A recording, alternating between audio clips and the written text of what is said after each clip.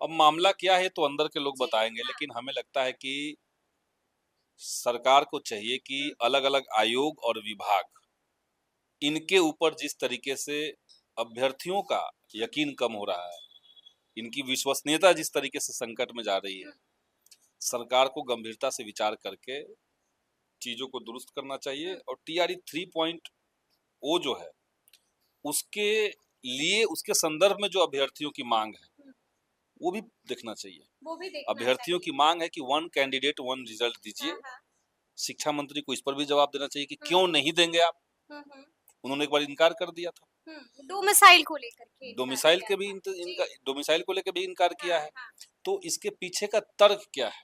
हुँ, क्यों डोमिसाइल नहीं देंगे? हुँ, क्यों आसपास के राज्यों में डोमिसाइल लागू है, पश्चिम बंगाल में लागू है, झारखंड में लागू है, यूपी में लागू है, हरियाणा में लागू है, हिमाचल में लागू है, उड़ीसा में लागू है। तो आप बिहार में लागू क्यों नहीं करेंगे? ये शिक्षा मंत्री को बोलना चाहिए। हुँ।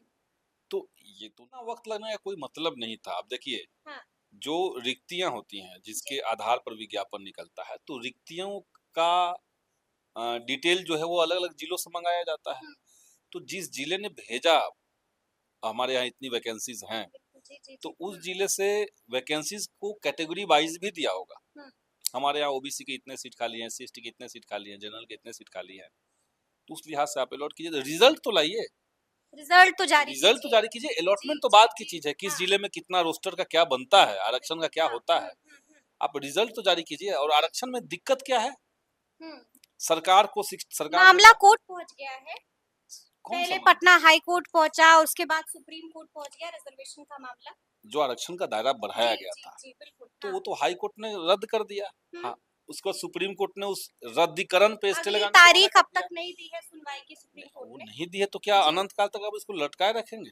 हुँ, सरकार अगर इतनी ही गंभीर रहती कि हमने आरक्षण का दायरा बढ़ा दिया है और उसको लागू करवाएँगे, तो आप केंद्र में भी हैं, आप कहते हैं कि डबल इंजन की सरकार है, आप केंद्र से बात करते हुँ।